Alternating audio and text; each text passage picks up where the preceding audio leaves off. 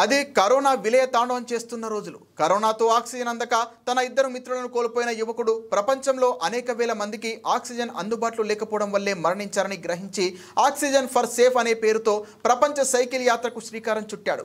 ఆ యువకుడు ఎవరో మీరే చూడండి. తమిళనాడు రాష్ట్రానికి చెందిన సెల్వరాజ్ కోయంబత్తూరులోని ఒక హాస్పిటల్లో బయోమెడికల్ ఇంజనీర్గా పనిచేసేవాడు. కరోనా సమయంలో అనేక మంది ఆక్సిజన్ లేక చనిపోవడంతో చలించిపోయిన ఇతడు ఉద్యోగాన్ని వదిలి 5 సంవత్సరాల పాటు ప్రపంచ యాత్ర చేస్తూ పర్యావరణాన్ని పరీక్షించడానికి నడుం బిగించాడు.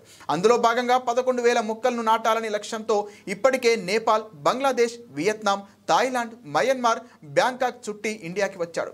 ఇండియాలో మన రాష్ట్ర పర్యటనలో భాగంగా ప్రకాశం జిల్లా కొమరోలుకు నేడు చేరుకొని కొమరోలు సబ్ ఇన్స్పెక్టర్ నాగరాజును కలిశారు. నాగరాజు ఆయన సాహసాన్ని అభినందిస్తూ అతని సంకల్పం నెరవేరాలని కోరారు. మరోవైపు జనసేన నాయకుడు గజ్జలకొండ నారాయణ సైతం ఆయనకు అభినందనలు చేశారు. అనంతరం పర్యటనకు బయలుదేరారు. తాను ప్రపంచ యాత్రలో రాత్రి సమయాలలో పెట్రోల్ బంకులలో నిద్రిస్తానని, పగలు సైకిల్ యాత్ర చేస్తూ సొంతంగా వంట వండుతానని తెలిపారు. ఇంతకాలంగా తనకు సహకరించిన వారందరికీ ఆయన ధన్యవాదాలు తెలిపారు.